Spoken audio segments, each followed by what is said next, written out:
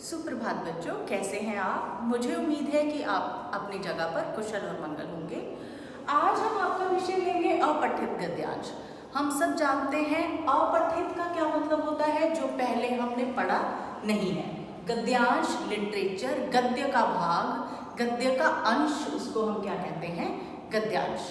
अपठित जो हमने पहले पढ़ा नहीं है, इंग्लिश में आपने अनसीन पैसेज किए हैं और हिंदी में उसको हम क्या कहते हैं, अपठित गद्यांश। अपठित गद्यांश करने का मतलब है कि आप पहले पूरा पैराग्राफ बड़े अच्छे ढंग से पढ़ें, उससे समझें, उसके बाद जो प्रश्न उत्तर नीचे दिए जाते हैं उन प्रश्नों के आंसर जो हैं, उत्तर जो हैं, उसी गद्यांश में दिए गए होते हैं साफ साफ।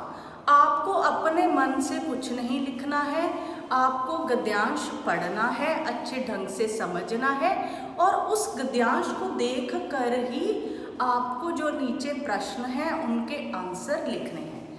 ये बहुत इजी है। आज हम आपकी ही बुक का एक गद्यांश उठाएंगे। अब सभी अपनी ग्रामर बुक्स निकालिए। पेज नंबर 208 अपठित गद्यांश के टॉपिक हैं। हम पहला वाला गद्यांश जो है वो करेंगे। आप अच्छी तरह से मुझे सुनेंगे, उसके बाद प्रश्नों के जो उत्तर हैं आप खुद देंगे। थोड़ा मैं आपको क्लियर कर दूंगी। तो मैं पढ़ रही हूँ, आप भी अपनी अपनी बुक्स निकालिए। पेज 208 अपठित गद्यांश। प्रत्येक नागरिक के कुछ कर्तव्य और अधिकार होते हैं।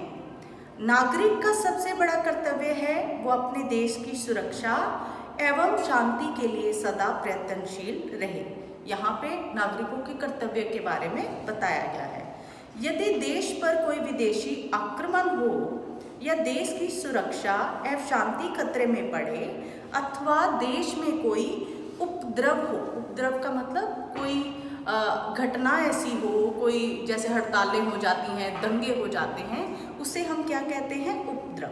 तो उस समय में बिना दुविधा के पड़े सरकार की सहायता करें।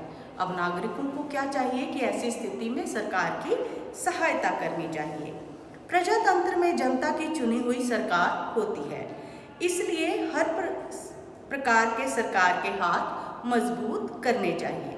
सरकार का काम धन से चलता है और धन सरकारों को करों द्वारा प्राप्त होता है। हाँ, तो अब जो सरकार हमारी चलती है उसे फंडिंग कहाँ से मिलती है, कहाँ से उसके पास पैसा आता है कि योजनाओं में लगता है, वो सारा जो हम कर देते हैं, टैक्सेस पे करते हैं, उसके द्वारा सरकार जो है वो अपने कार्य करती है। अतः प्रत्येक नागरिक का कर्तव्य है कि ईमानदारी से करों का भुगतान करे। तो हमारा सबसे बड़ा कर्तव्य क्या है हर नागरिक का, कि हमारे देश सुचारू ढंग से चले, सारी योजनाएं ढंग से चले। तो इसलिए हमारा कर्तव्य ये है कि हम टैक्सेस का टाइम टू टाइम भुगतान करते रहें, टैक्सेस कर।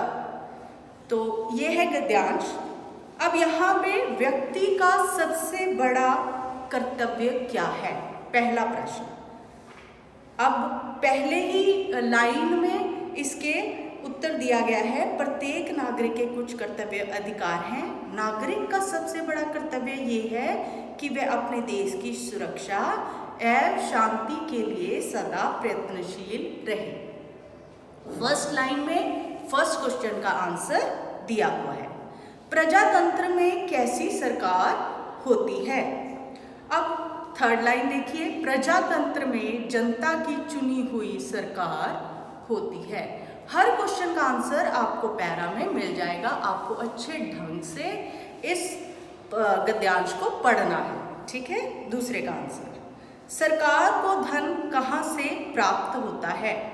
सरकार का काम धन से चलता है, धन सरकार को करों द्वारा प्राप्त होता है। क्वेश्चन का आंसर साफ साफ, जो प्रश्न है उसके उत्तर जो हैं आपके गद्यांश में ही दिए गए हैं। प्रत्येक नागरिक का क्या कर्तव्य है। प्रत्येक नागरिक का कर्तव्य है कि वो ईमानदारी से करों का भुगतान करे, ठीक है। उसके बाद लास्ट क्वेश्चन है, उपयुक्त गद्यांश का उचित शीर्षक क्या है। अब शीर्षक क्या होता है, हम जब पैराग्राफ लिखते हैं, हम ऊपर जो देते हैं, हेडिंग देते हैं, उसे हम क्या कहते हैं, शीर्षक।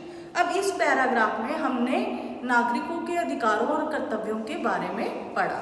और सबसे बड़ा कर्तव्य हमारा क्या है? करों की अदायगी। तो यहाँ पे ये सब किस लिए है कि हम आदर्श नागरिक कैसे बन सकते हैं। तो इसका उचित शीर्षक क्या होगा?